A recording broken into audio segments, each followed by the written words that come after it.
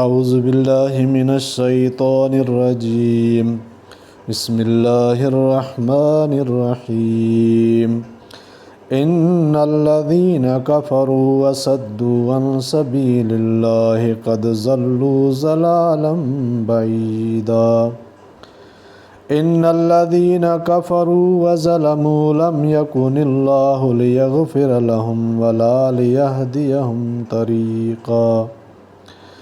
الا طریق جہنم خالدین فیہا ابدا وکان ذلک علی اللہ یسیرا۔ ان الذین کفروا،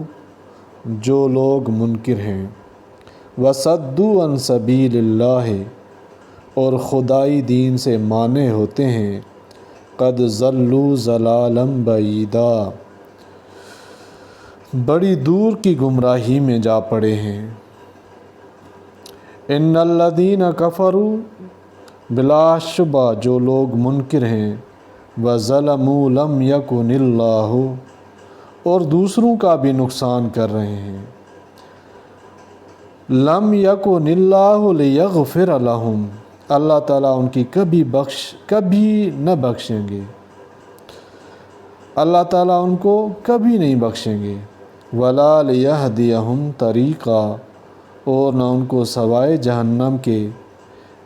جہنم کی راہ کے اور کوئی راہ دکھلائیں گے، الا طریق جہنم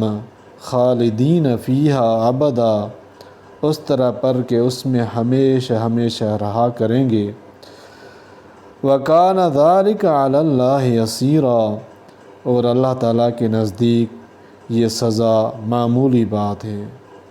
تفسیر بیان القرآن میں